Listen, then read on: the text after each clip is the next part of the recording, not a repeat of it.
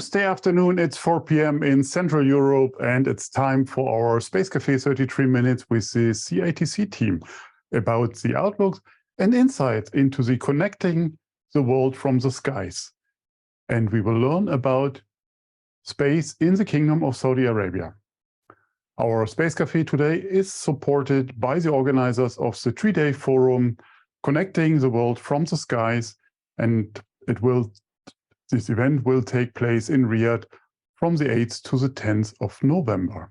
As always, we really appreciate your participation and ongoing feedback. We will learn and improve based on your feedback.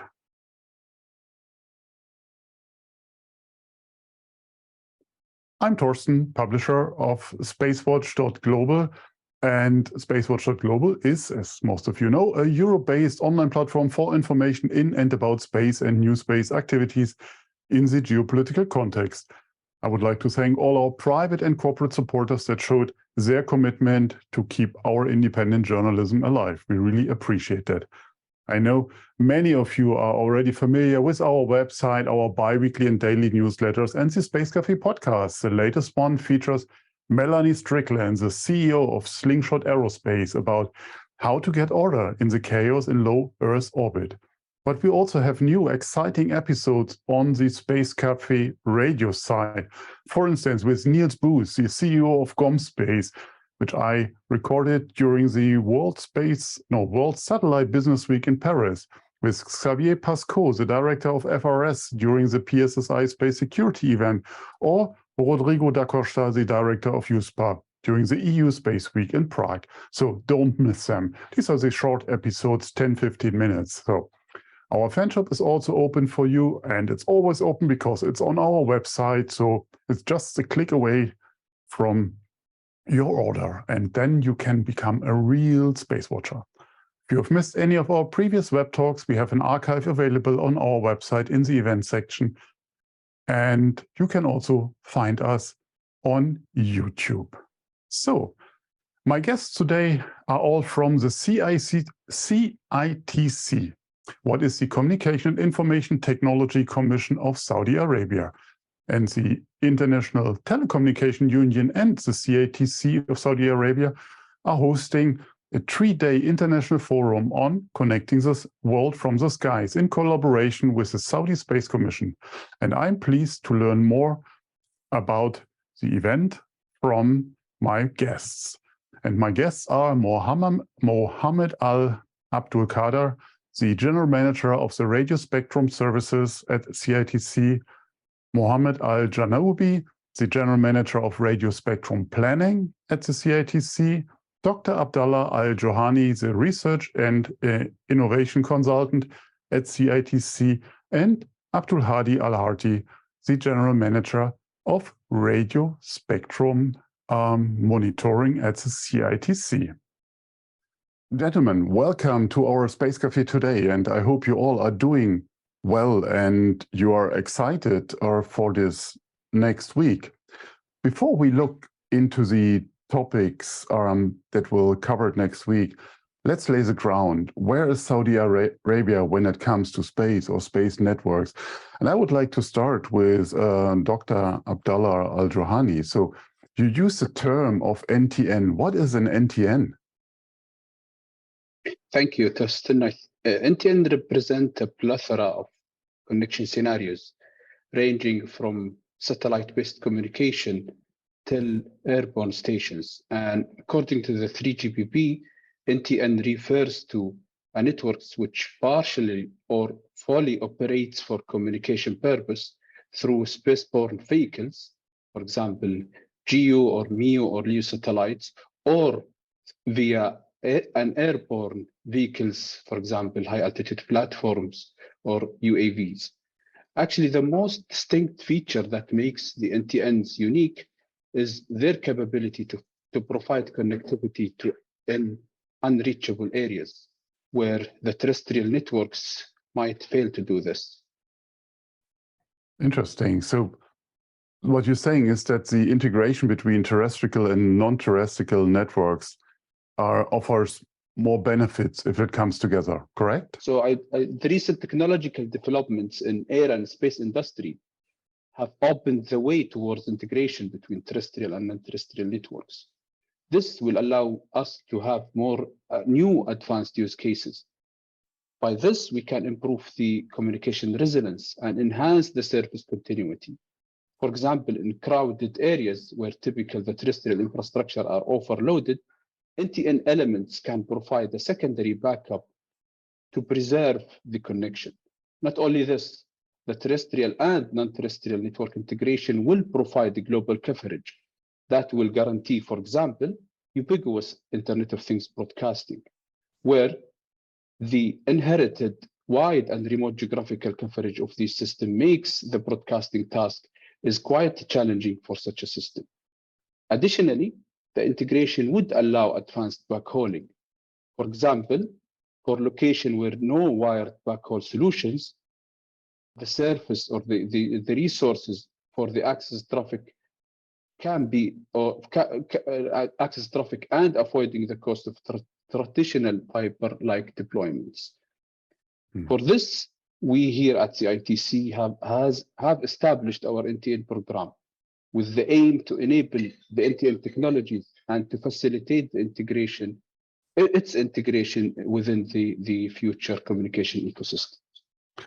Can you elaborate a bit further on the NTN programs you are about to start?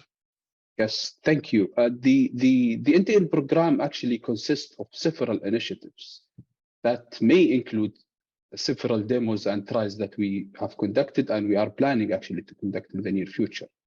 We also are planning to engage further with the scientific and industrial committees. Not only this, we are also setting up the proper regulation, and we are allocating the needed spectrum for the NTN technologies. All of this and more will be discussed in our 3 days forum, which is the Connected the World from the Sky next week. Absolutely, and I will discuss a few further of the topics with your colleagues. But before that, I'm curious. I'm super curious, and I've noticed that you collaborated with the IEEE in the scientific competition on non-terrestrial networks for beyond 5G, 6G, and whatever comes on the horizon. Can you details on that very briefly? Yes, actually, we collaborated with the IEEE in this competition. And the goal of this competition actually to solicit innovative idea and aspect when it comes to NTN by submitting us a magazine-style papers. This is being organized by the IEEE and specifically the Future Network Initiatives and sponsored by CITC. And we have received actually 28 novel submissions from several global university and R&D centers. And out of this, the technical committees has nominated the top 10 novel works to be presented during our events, and where the top 3 ideas will be granted the CITC NTN prizes. Most of the submitted works are novels, and all of them actually are attempting to answer the most challenging and daunting research questions that related to the integration of NTN and conventional terrestrial networks. Wow, that sounds very exciting. Thank you very much, Abdullah, for that. So I'm moving on now to Mohammed AlAbdulqader. Thank you very much for being with us today. Easy question to start with. What do you currently use the connectivity from the sky for? So thank you very much, Thorsten, and we are very happy to be with you here in the Space Café webcast. To answer your question, connectivity from the sky, either from space or air, has the capability of offering wide area coverage by providing connectivity and connected over areas that are expensive or difficult to cover when compared to terrestrial networks. Connectivity from the skies is very critical to our everyday life, such as satellites that provide GPS location, which we use for navigation, for sources of accurate timing, and much more. Also, the new GSO broadband have recently been used for important connectivity and increasing the broadband and narrowband connectivity to the home and rural areas. And let me, Torsten, speak about the air-based connectivity. So there is air-to-ground technologies that can deliver broadband services to passengers on aircrafts, helicopters, and drones.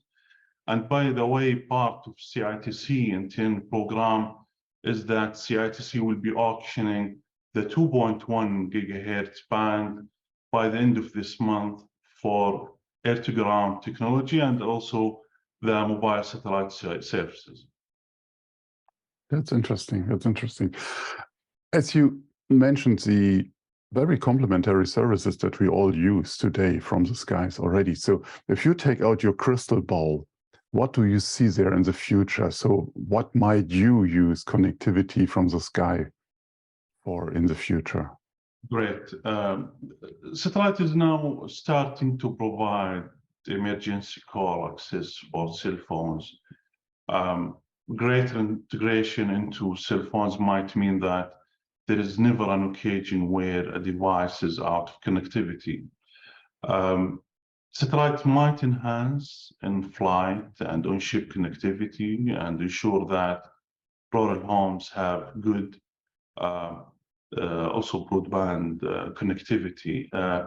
Talking about high-altitude platforms, it might ensure good coverage outside urban areas, providing a capacity in disaster situations.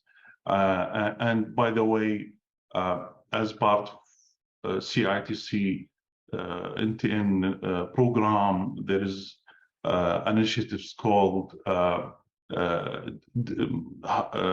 NTN demonstrations, and we did in collaboration with stratospheric platforms and T-Mobile hubs demo in the Red Sea project, is just to show how this emerging technologies can cover and provide 5G services in locations that are difficult to cover. Also talking about huge new satellite constellations, and on the other hand, it could change the capabilities to connect from the sky beyond even what we can dream of now. As you just spoke about hubs, high altitude platforms, that makes me curious. Because when it comes to hubs, they fly in the airspace, so national sovereignty applies. So how can we envision these kind of services provided beyond national borders? How can that work? I mean, you are at the regulatory side, so you should know that by heart. Yeah, of course, it's under the umbrella of ITU and the collaboration between different countries. There should be coordination and agreements to align on the connectivity provided in different countries. For example, satellites provide large footprints of coverage into the ground.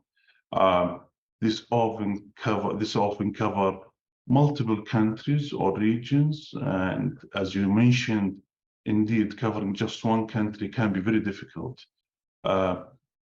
New LEO constellations provide true global connectivity. As such, satellite operators can offer global services directly to consumers, or can work through national operators to provide value-added services.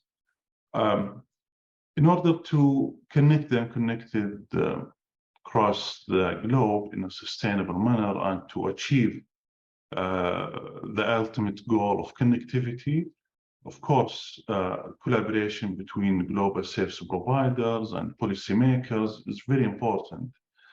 Operators looking to deliver a solution that provides connectivity across different countries are often faced with a number of different, let's say, regulatory challenges that need to be resolved. And really the forum will focus on these challenges and try to bring all experts, all regulatory or policymakers to discuss all these issues and try to find a way to overcome these challenges.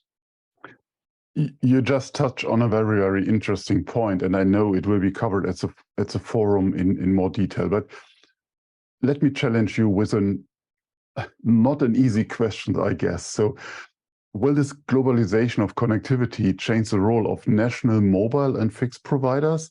I mean, we have seen with Apple now offering on the iPhone 14 this global satellite services that has an impact, and I think you guys are directly involved in that. Can you give us a very short glimpse what we can expect then?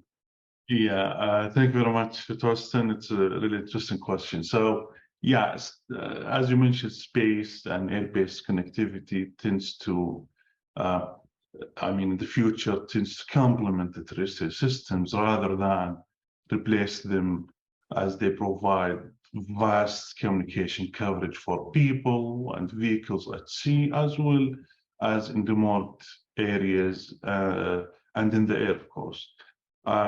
The creation of this integrated space and terrestrial network is important for industries such as mining, logistics, agriculture, fishery, and also defense. Clearly, future networks must seamlessly integrate space networks with terrestrial networks, which may become the ambitious target for the sixth generation, talking about 6G wireless systems, or the future network where the connecting the world from the skies forum will discuss it, in keynote presentations and panel sessions. For all these reasons, national providers should see sky-based connectivity as a useful addition to the service, not a challenge. Great. Thank you very much, Mohammed. So, and I would like to pick up on the challenges and opportunities and hand over to Mohammed AlJanoobi. I hope I pronounced your surname correct. So, Mohammed, what are the key opportunities for connectivity from the skies? Well, thank you very much, Torsten. Very, very happy to be with you on the Space Café. What a great question, Torsten. Torsten, that the new LEO system being launched can provide much, much greater capacity than the current previous systems, enabling a broadband for all emergency connectivity and also low bandwidth services for mobile device connectivity, IoT devices, allowing them to track around the world. Also, there are other ongoing work for new technologies and new systems, such as hub system, which can provide mobile services for rural areas, covering very large area, Torsten. So things are moving. Some technologies going to be more mature toward reaching the commercial level, such as the LEO constellation, and others such as high altitude platforms still are on the R&D phase.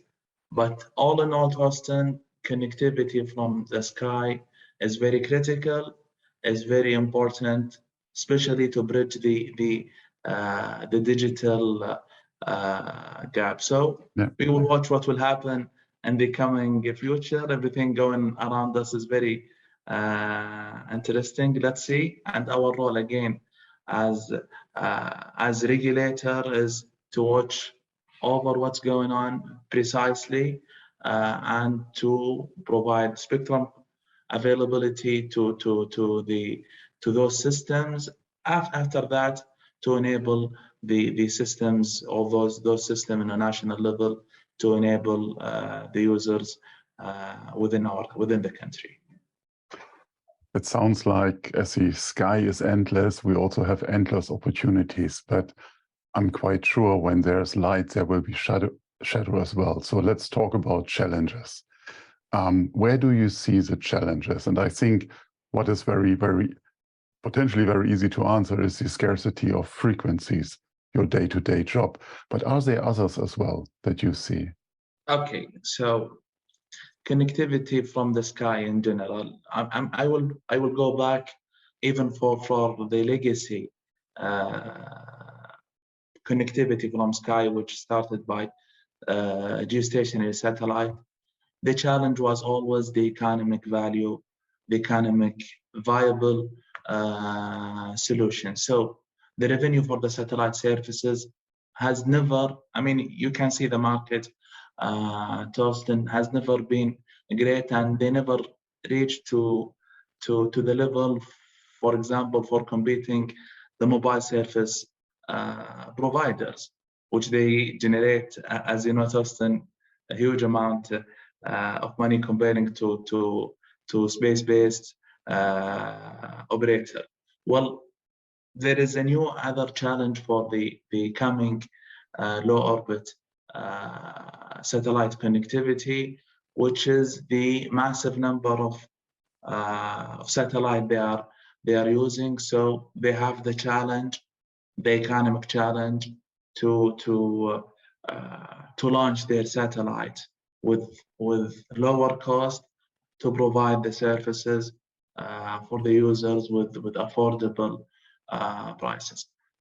Other challenge, Torsten, you know, the sky is full of the satellites right now, so it is very difficult to ensure orbital slots and orbital places to operate without making and having interferences to other users. And you know, Torsten, the long procedures for the acquiring the new satellite or new orbital slots through the ITU process, aligning with other satellite operators. So this is also another big challenge, Torsten. Absolutely. And then, as we talked earlier briefly about 5G and the upcoming 6G, for me, that has this hybrid character as well. Then you have the terrestrial networks, the networks from the sky, and you somehow try to get them together. So can you talk a bit about the hybrid connectivity? Well, I mean, in a simple manner, hybrid connectivity is to connect both satellite or terrestrial-based systems with the sky connectivity systems within the same devices.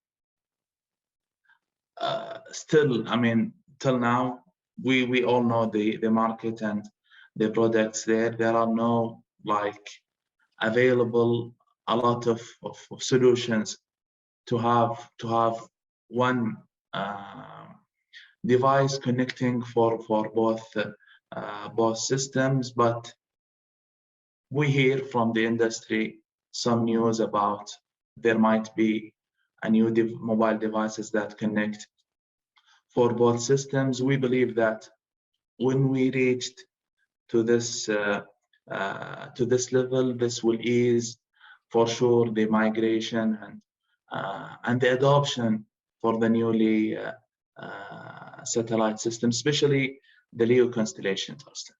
But what is so difficult to deliver that? I mean, as mentioned before, Apple just have shown with the iPhone 14 that they at least have the capabilities to send emergency messages to, I think they connect via Globestar, if I'm not mistaken. So that is the first step into an Iridium or alternative. So what is difficult from your point of view? Well, again, another great question. I mean, the idea for hybrid connectivity is not a new idea, Torsten, and sure, we all know that the old stories about having hybrid devices that connect both terrestrial and space. It seems that and also on my point of view, the difficulty mainly from the technical point of view to have one device that connect to ground system and can connect also to satellite system. This is one. The other reasoning, I believe, Torsten, is the satellites or the space connectivity systems. We didn't have till now very strong one covering the globe. We all need those systems to connect. I think when we reach to that level, the merger and having both connectivity will be easy. And as you indicated, we heard the discussions and the news on the new iPhone capabilities in the new. Let's see. It's an exciting market, but in terms of hybrid, I mean, I'm in that age that I've seen this hybrid connectivity. So where you have dial-up modems, and then you receive the download from the satellite with Astra to connect, or other services 22 years ago, something like that. However, thank you very much for your time. So due to the timing, I'm moving on now to Abdulhadi AlHarthi. And I would like to focus with you on the disruption. So who might deliver this kind of new connectivity? Yes, hello, Torsten. It's a pleasure to be with you today. So when you talk about the competition, existing satellite providers are looking to enhance their connectivity. And as you know, all others have plans to enhance their services. Then there are new entrants to the market, also big giants like SpaceX or Amazon or OneWeb. So and parallel to that as well as host or smaller startups are start to evolve. On the other hand, as well, we have the hubs technologies, and they might delivered by organizations, different giants like Airbus or others, or SoftBanks or etc. So startups are also going to that area to deliver their solutions. So when you talk about that, we need to think and keep in our mind the merger and the acquisition that may occur across any of these players, with the result that number of and type of companies that will emerge far from now, and we will see the future how the competition shape are going to look like. So, and these new providers, do you think they will then also compete with each other, or will one fits all? So what is your guess where we are heading? Okay, most of the satellite operators keen to provide similar services to those out of reach of terrestrial networks who need global connectivity around the world. As a result of that, there will be likely be an intense competition between, as they're already, it's already existing between some of the operators today. There may be a national angles to the competition, as a major countries seek to be significant players in the space, and connectivity from the skies may compete at the edges with the fixed and mobile terrestrial operators. So time will tell us how all of this will play out, and the shorter term competition is generally a good thing to have, and that drives innovation and consumer benefits. It sounds super exciting here again. One topic that is very close to our heart at SpaceWatch.Global is sustainability, and we can't talk about space or sky or based solutions without talking about sustainability these days. So why do you think a sky-based connectivity is sustainable?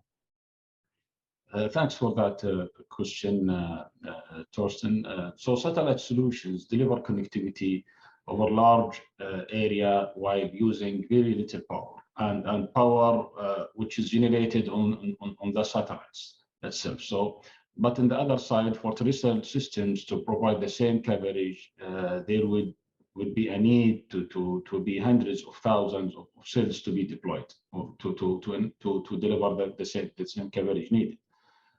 Each requiring a power and needing a material to build the site. Despite the use of fuel and satellite launch, the net benefits can still be considerable. The same is true for the hubs and other sky-based solutions. Okay, so I think also very difficult question for most people, but as you guys are obviously regulators, so it can be more easy.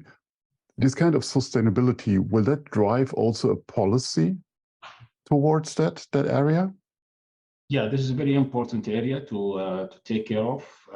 At the present, there is still regulation or economic incentives for operators, regulations and economic incentives for operators to seek sustainable solutions. Many will still do so as they perceive this to be good for investors and customer relationships, because they believe it to be the right thing to do.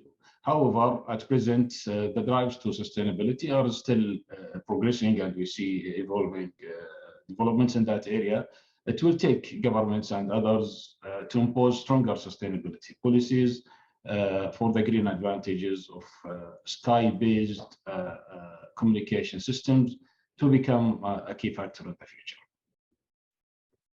Great. Thank you very much, Abdulhadi, for your answers. There would be so many more areas I would like to dig in with you about space debris removal and responsibility that we have for space. The topics, it's the dark and quiet skies, a panel that SpaceWatch.Global, so SpaceWatch.Global's AlJanoobi has a pleasure to moderate next week. So, but thank you very much for your time today. I'm looking forward to seeing all of you next week in Riyadh. I hope you enjoyed the conversation from this morning. I've taken all your questions, so Chris and also Valentin, and will send them over to the guys in Riyadh. So, Elena, over to you. Let us know what will happen the next weeks. Thank you, Thorsten. Before we say goodbye, let me remind you of upcoming events. So coming up this Thursday, 3rd of November at 5 p.m. Central European Time, we have our Space Café Summit by the editor-in-chief of SpaceWatch.Global, Dr. Emma Gatti, where she will discuss with her guests the role of space-based solar panels in the search for alternative methods to generate green and independent energy, as you already heard from the conversation. This comes because from the awareness that space-based solar panels are considered more and more a viable method to generate electricity directly from space-based infrastructures. Then join our live coverage of the 3-day forum, Connecting the World from the Skies, that will take place in Riyadh from the 8th to the 10th of November, as you know. I'm jumping just in here, Eleanor. Sorry for interrupting. But guys, just to repeat what Eleanor just said, we have a summit on space-based solar power. So, I mean, that's one of the hottest topics you can have right now, and we try to get some light into it. So don't miss that. That's on Thursday. Again, sorry, back to you. Of course, no, that's great. I mean, it's an incredibly interesting and hot topic, so be there. And then on the 15th of November at 4 p.m. we have another live event. We have our Space Café 33 Minutes from Bremen Space Tech Expo event. And then on the 23rd of November at 4 p.m. we have our Space Café Black Ops by Dr. Emma Gatti with our guest Namrata Goswami. As usual with our Black Ops, the talk, we will explore some of the interconnections of space and security and defense and military issues. So again, other hot topics are coming. And on the 24th of November, in the morning at 9:30 a.m. And at 9:30 a.m. here in Central Europe, and at 7:30 p.m. in according to the Australian Eastern European time, Eastern Daylight Time, we have our Space Café Law Breakfast with Stephen Freeland, that is based in Sydney. In this episode, he will welcome Olga Volinskaya and Lucien Rapp at the virtual version of the magnificent Café Le Vivant in Toulouse to discuss some of the many legal issues arising from everyday space activities. And later on that same day at 4 p.m. Central European time, we have our Space Café Scotland by Angela Matisse, and stay tuned for more details. As you can see, we have a lot of space law and policy topics on our agenda these days. All events, as always, are going to be online on Eventbrite, and we would like to hear your feedback. So please check in with us on Twitter, Facebook, and LinkedIn. And don't forget to sign up for our daily or bi-weekly newsletters. And if you like to treat yourselves to something special, become a space watcher today or help us in the supporter program. Thank you to the CITC team for the inspiring talk and for being our guest. And thanks again to my entire team behind the scenes for doing this great job week by week again. I hope you will stay safe and healthy, and thank you for joining us. I hope to see you next week in the upcoming events. And in the meantime, visit our website and follow us on social media. And don't forget, become a space watcher. Bye. Bye-bye. Thank you, and see you on Thursday for the solar-based panels. That's so Space-based solar panels. That's it. We'll see you there, guys. Bye.